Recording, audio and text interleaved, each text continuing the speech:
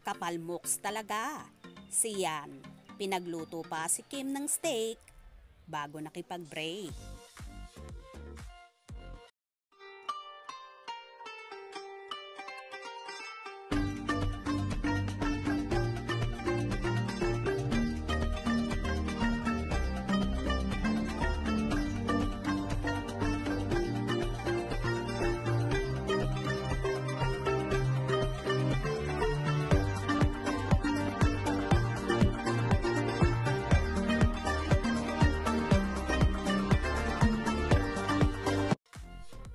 Ibinunyag ni OG Diaz ang nasagap niyang kung paanong nakipag-break si Sian Lim kay Kim Chiu.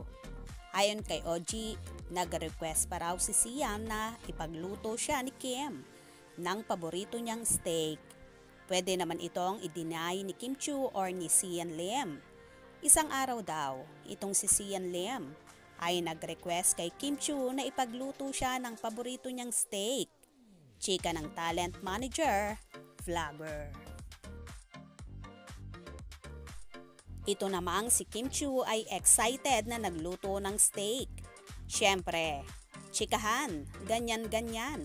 So kinakain na nila yung steak hanggang sa dumayalog si Sian Lim.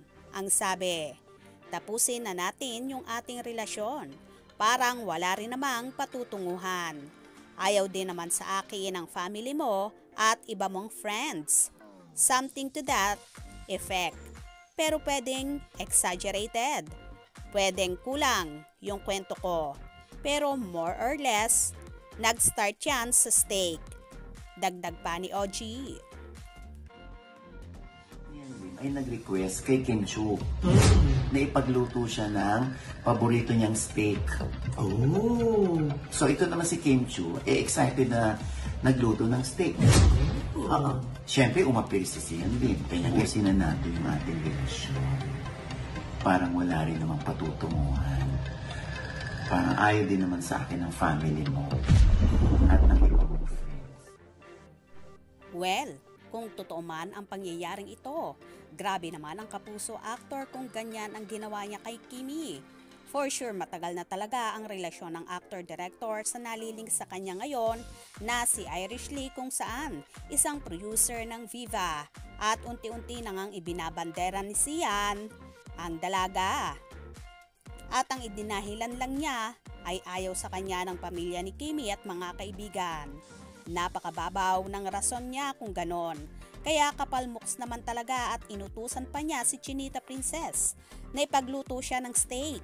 Tapos ganon din lang pala ang gagawin niya sa dalaga. Hays, nakakagigil talaga. Kayo ba? Nanggigil din? Kaya naman tumutok at wag na wag pahuhuli sa mga maiinit na kaganapan.